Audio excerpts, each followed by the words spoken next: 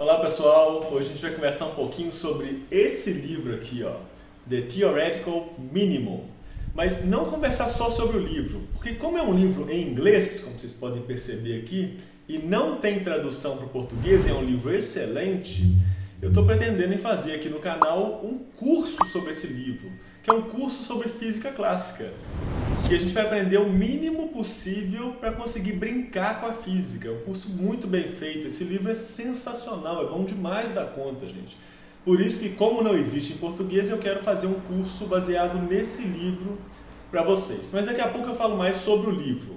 Vou falar rapidamente sobre os dois autores. Um dos autores é o Leonard Susskind. É um dos físicos mais famosos do mundo. Ele nasceu em 1940 em Nova York, está vivo ainda, então ele tem 81 anos, e é professor e pesquisador em física teórica, especificamente na parte de teoria de cordas. Ele é um dos pais da teoria das cordas, né?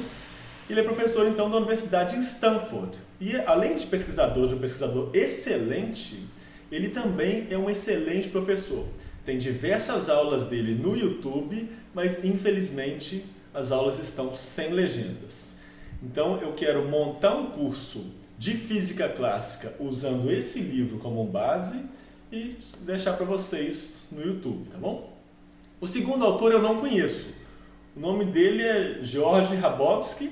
Sei que ele se define como um cientista amador profissional. É alguém que adora ciência, estuda ciência loucamente, estuda bastante matemática, física, astronomia, vários tipos de tópicos em engenharia, mas não era um cientista profissional, de trabalhar publicando muitos artigos e dando aula. Mas é um cara que ama essa parte de ciência. Os dois juntos produziram um livro espetacular. Tem vários livros, né? Tem um sobre, esse aqui é sobre mecânica clássica deles.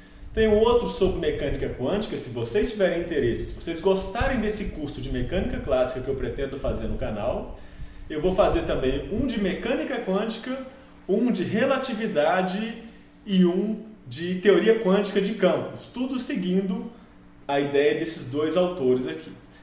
E sobre o livro, gente, que eu adoro, como eu já disse várias vezes, né? Eu sou apaixonado por esse livro aqui. É um livro de 240 páginas, foi publicado em 2013 e é um livro dividido entre 11 capítulos e mais um apêndice.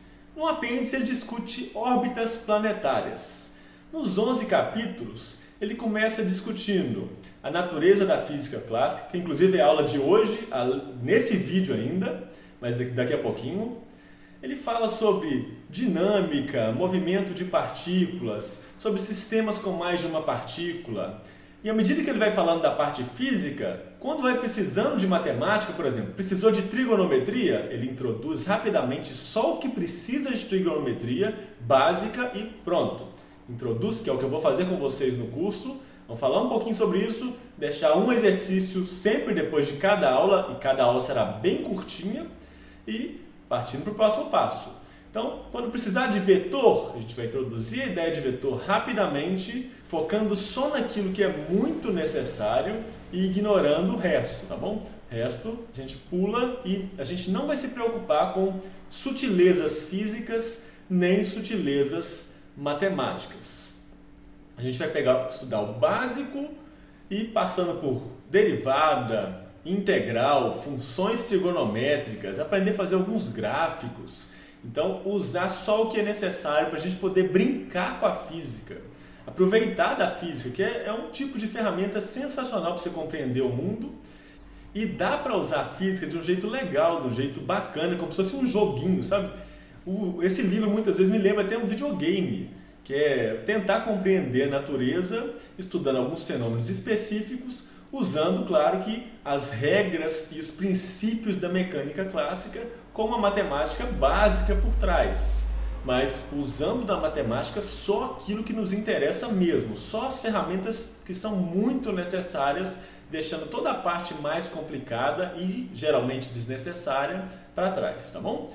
Então, vamos começar o nosso curso nesse momento. Qualquer dúvida, deixem lá nos comentários que a gente vai conversando e ajustando, fazendo ajustes no curso no decorrer do próprio curso, tá joia? Muito obrigado pela atenção de vocês, gente. Vamos começar agora. Então, gente, vamos dar início à nossa primeira aula do nosso curso de Física Clássica, que é basicamente a física que existia antes do aparecimento da mecânica quântica, até o século XX, mais ou menos. Então, com o conhecimento que a gente vai obter aqui, a gente vai ser capaz de estudar o movimento de objetos, que a gente vai tratar muitas vezes como partículas. Então, movimento de objetos. Vamos introduzir todas as ferramentas matemáticas necessárias, sem as sutilezas envolvidas, da forma mais simples possível, e vou fazer o melhor que eu posso, claro, né? Vamos usar basicamente as leis de Newton para estudar o movimento de objetos no espaço. E também vamos estudar as leis do eletromagnetismo, para a gente entender como é a dinâmica dos campos elétrico e magnético. Então vamos estudar também o eletromagnetismo de Faraday e Maxwell. A relatividade geral de Einstein também faz parte da física clássica, mas não falaremos sobre ela nesse curso aqui. Então vamos focar na mecânica newtoniana, no movimento de objetos.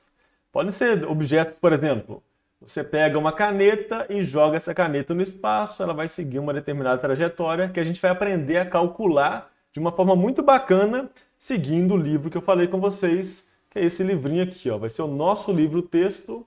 Infelizmente não tem esse livro traduzido ainda, mas vamos seguir aqui com todos os detalhes, tá bom? Eliminando as sutilezas matemáticas e físicas, para que todas as pessoas possam acompanhar. Não é um curso para universitários aqui, não é um curso no nível universitário, mas é bem interessante porque várias pessoas serão capazes de acompanhar, mesmo quem tem um conhecimento muito básico em matemática e em física. Então, a física clássica ela possui um conjunto de regras e princípios. E qual é o objetivo? Para que a gente estuda física clássica? Porque a gente consegue prever o futuro. Então, ó, a gente tem como objetivo aqui fazer previsões, prever o futuro. Basicamente isso. Usando os princípios e as regras da mecânica clássica ou da física clássica, nós somos capazes de prever o futuro se a gente tiver informações sobre o presente. Por exemplo, suponha que o sistema que a gente vai estudar seja formado pelo planeta Terra e pela Lua. Então, um sistema que é formado por dois corpos. Se eu souber qual que é a posição da Lua em relação à Terra e qual é a velocidade da Lua em relação à Terra num determinado instante de tempo, eu sou capaz de dizer qual que vai ser a posição e a velocidade da Lua em qualquer instante futuro, usando os princípios e as regras da mecânica clássica. Então, por causa disso, nós dizemos que a mecânica clássica é determinista. Determinista,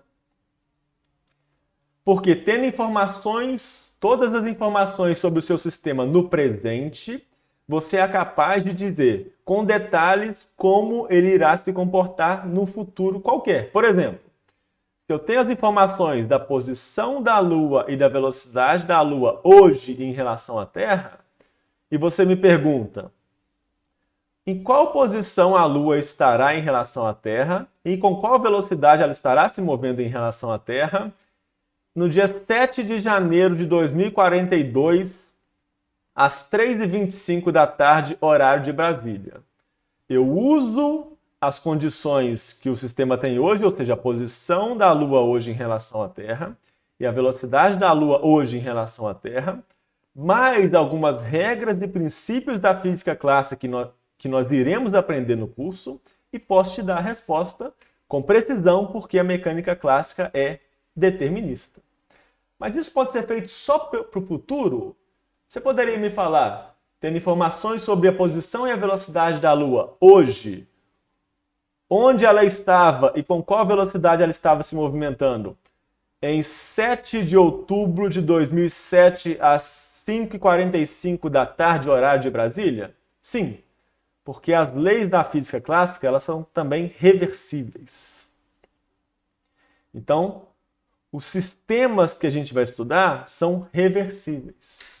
Eu consigo prever, tendo informações sobre o presente, eu consigo prever tudo o que vai acontecer no futuro e tudo que já aconteceu no passado para aquele determinado sistema. Para fazer isso, nós teremos que usar as regras e os princípios da mecânica clássica que a gente vai discutir aqui ao longo de todo o curso, tá bom? As aulas serão extremamente curtas e diretas ao ponto para não ficar pesado para ninguém, porque eu estou imaginando que as pessoas que vão assistir, grande parte das pessoas que vão assistir, não sejam só universitários, né? Mas pessoas que perderam contato com a física há muito tempo, só que têm curiosidade para saber como que a gente consegue fazer previsões sobre determinados sistemas. Para vocês entenderem também quão confiáveis são essas previsões, tá bom? Então a nossa discussão hoje se encerra aqui. Não se esqueça de se inscrever no nosso canal, ativar as notificações, dar like ou dislike e fazer comentários também, tá bom? Muito obrigado pela atenção, gente. Até a próxima aula. Tchau!